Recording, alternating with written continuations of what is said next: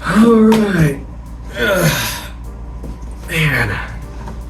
Let's check YouTube. How's my latest viewing?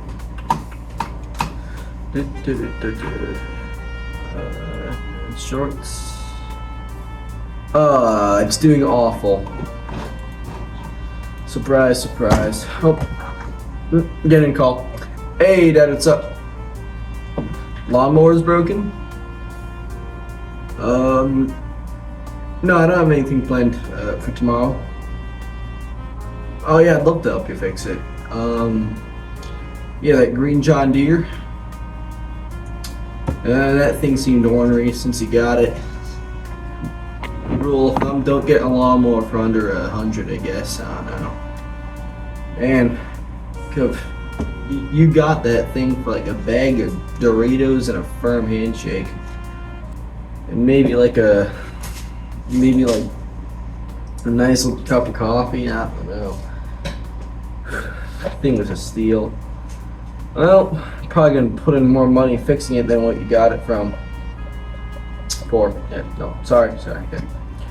Well, I'll see you tomorrow. Alright, cool. See you. Oh, jeez.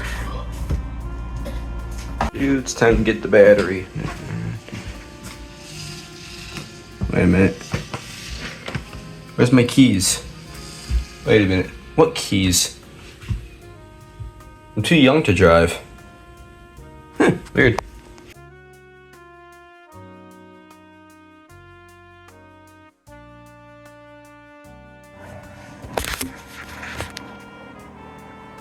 Alright, so the John Deere has a battery now, and that is a solution to one of our problems. And that problem was it didn't crank, it didn't make any noise, you turned the key and nothing happened. Which, you know, classic indicator that your battery is effed. So we put a new battery in there, and this is what happened next.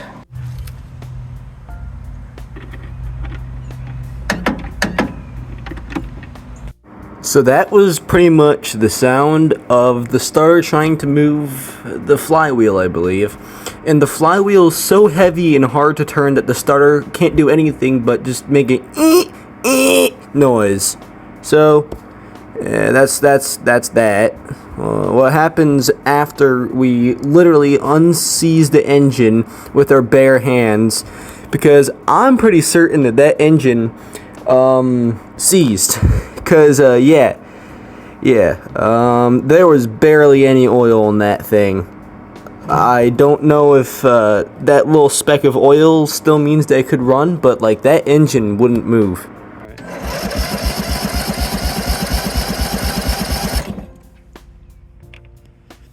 So what could be wrong here? It's fresh fuel, we drained the fuel out of it. Now, given that there's barely any engine... sorry, I mean, given that there's barely any engine oil, my bad. Given that there's barely any oil in that engine, and that piston was pretty much seized, most people would stop there, right? Well, I guess me and my dad weren't most people because we put fresh oil in there and we unseized the piston with our bare hands by, you know, putting our hands on the top of the engine, just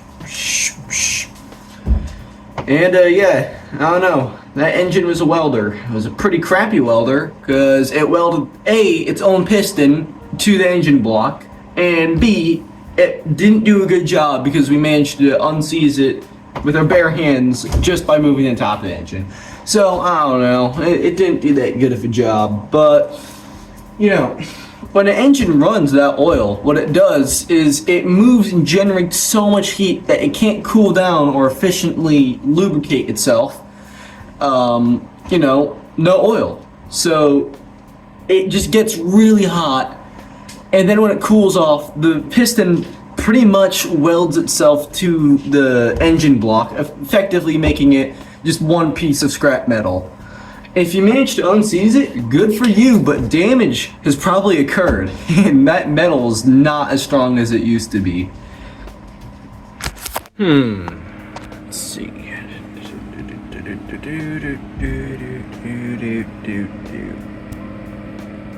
my gosh. Starter fluid. Wow. Yo, we gotta get that stuff. Thank you, Acorn. I'll have to get some starting fluid.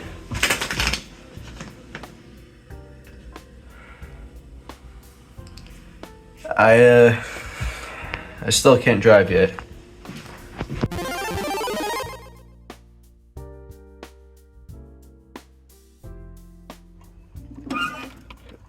Oh, oops, okay. Spray some. Oh. Ah, damn it, what happened now? And if it doesn't struggle, you don't need it. Alright.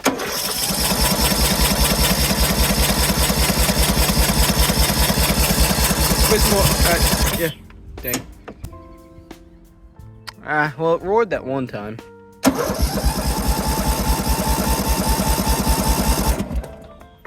Maybe you need some more fluid in there. Alright. Alright, 1, 2, 3.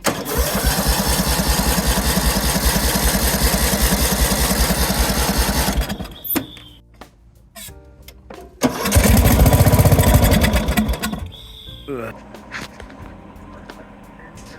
After endlessly trying to start it, we also got a little more luck by using a paper towel, shoving it in the air filter, and here's the video of that.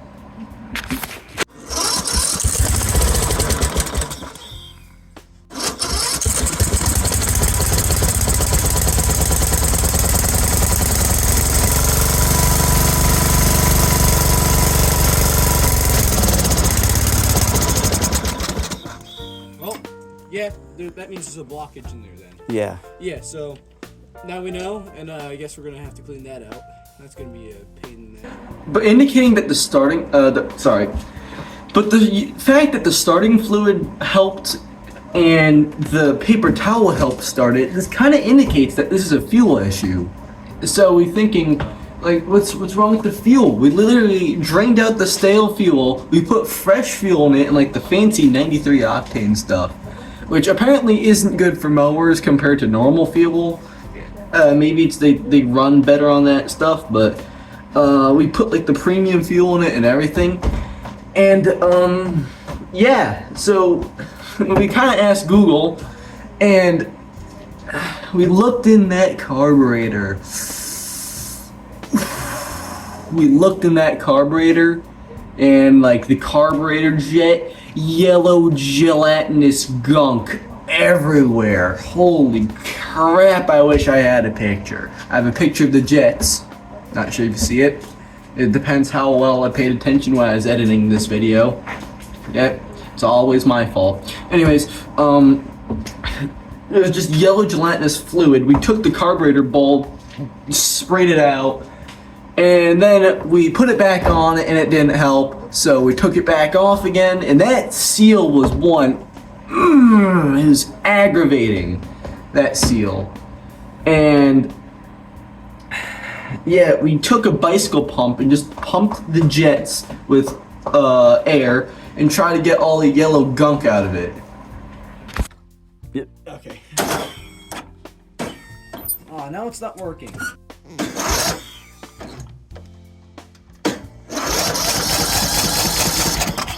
Oh. You notice something a little off going on there? That is smoke. And smoke isn't supposed to be appearing there. Now, there's two reasons why that motor might have been making a little noise on the video even before that. That's probably because A, the battery's dying because we cranked it so many times, and B, could have been because the engine was getting hydrolocked by endless amounts of fuel entering the engine. Yeah. You want to take a nice look at the what the air intake eventually looked like? Want to know how we could tell that it was letting endless amounts of fuel into the engine? That's what the air intake looked like. That's fuel. Air is supposed to be there, not fuel.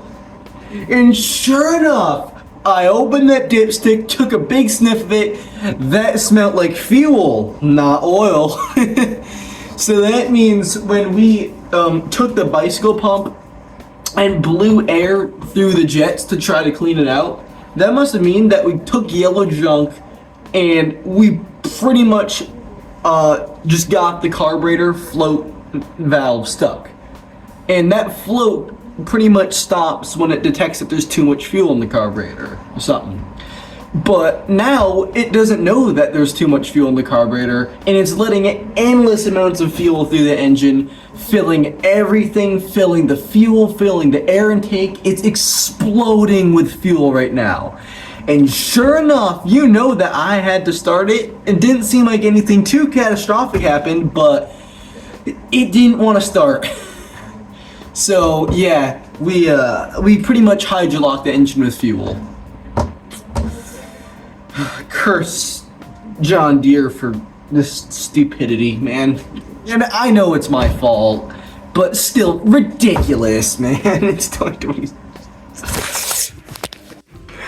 The battery died again. Time to go to the parts store again. Still can't drive. Yeah, a little before the engine filled itself with fuel, we got it a new battery too. And what we did is we let the engine sit for a few days, because, you know, maybe it'll all rest to the bottom and we can just change out the fuel diluted oil. And it was a couple days afterwards, I went to check in the mower. I snapped the spark plug and broke the gasket. Now, the good news was that spark plug was pretty much toast anyways. And I guess good news that gasket sucked. But the thing about the gasket though is that gasket you can't find anywhere. We checked like 4 or 5 different stores that should have had it, and none of them had it, of course. So what we did is, A, we got a new spark plug, and B, we took a cereal box and made our own gasket, because that's just how we do it, I guess. And smoke kind of steamed out of it when we used it, but it was a gasket and it worked.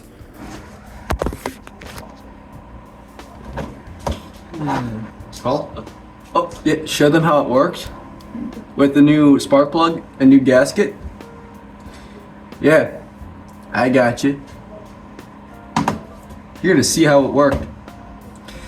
And let me tell you, you got a new spark plug, a cardboard gasket. We drained all that fuel mixed oil out of it, flushed it with more oil, drained it out, flushed more oil, drained it. There's so much freaking oil was lost that day.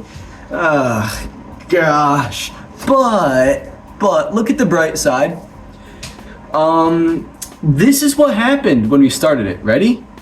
Are you sure you're ready? Are you positive? Alright, I'll just show you.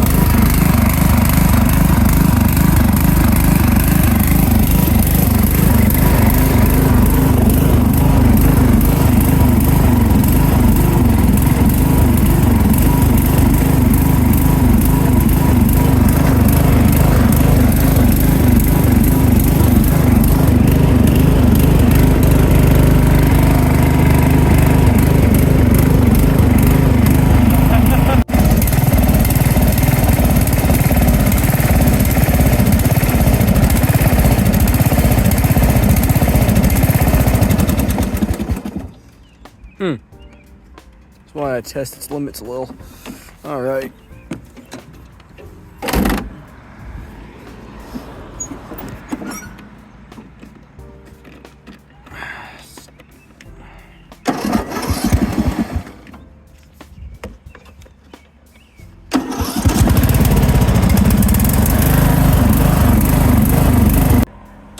Well, fixed the mower, didn't I? This calls for a nice glass of Snapple apple.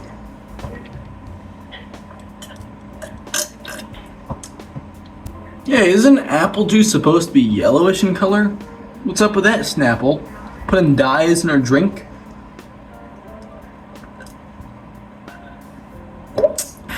Doesn't excuse the fact that it tastes awesome.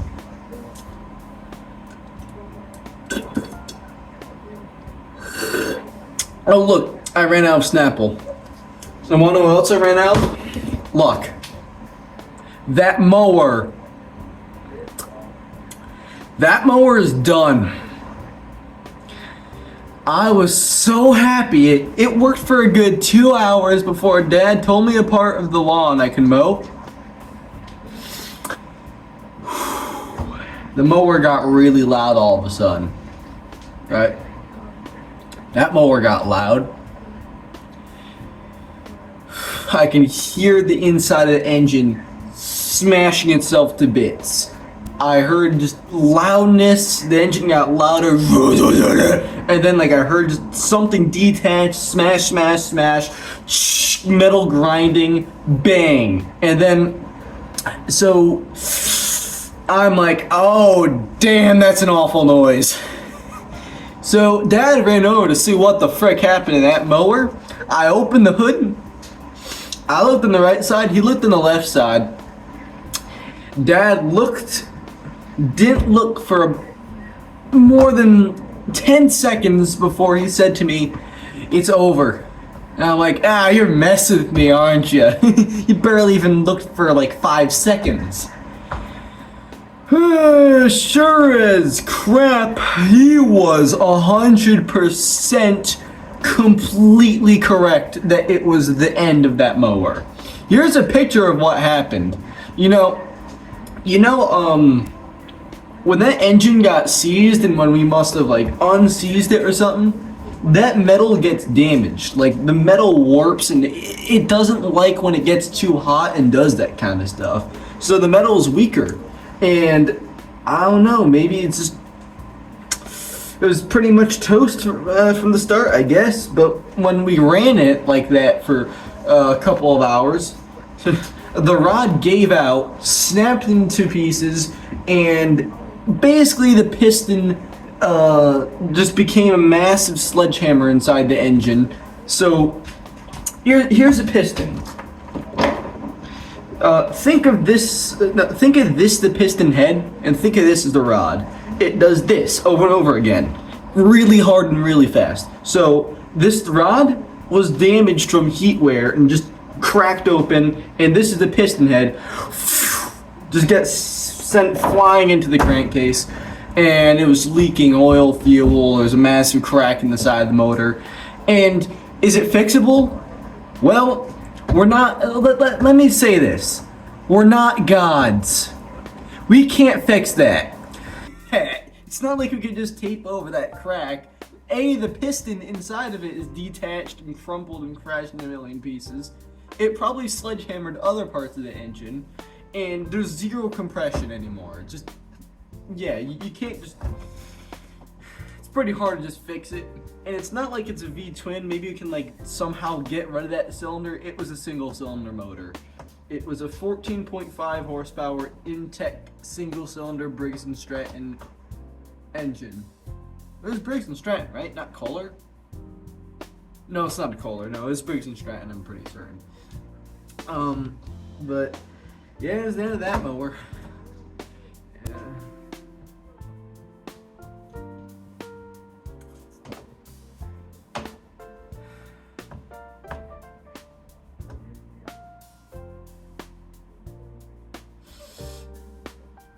In memory of Senor Dusty, the 1998 John Deere Sabre. 1998 to gosh, what was it? May 2nd, 2026. Rest in peace to Senor Dusty. He is very dusty and very dirty, but he also cut a lot of lawns, and I appreciate that. Oh, there's a flower. Yep. Anyways, Senor Dusty was a 28-year-old lawnmower, lived a long and miserable life. I guess might have been happy at the last owner. Anyways, yeah. That's its carbon destroyed spark plug also snapped. I don't know. But you weren't just a mower, you were a lawn mower. You mowed my lawn, and I appreciate it. Goodbye. That, my friends, is why tons of videos, you might have seen him on my desk, but you may not have ever thought much of him. But truth be told, that has a story. Senor Dusty, the 1998 John Deere Sabre. We had him for about a year or two before he crapped the bucket. But he was alive for, what is it, 28 years? Yeah, 28 years. That's a good run for a lawnmower. Anyways, here's to the saddest lawnmower. I'm out. Never mind. Well, rest in peace, Senor Dusty. Here is an awful illustration of everything that went wrong.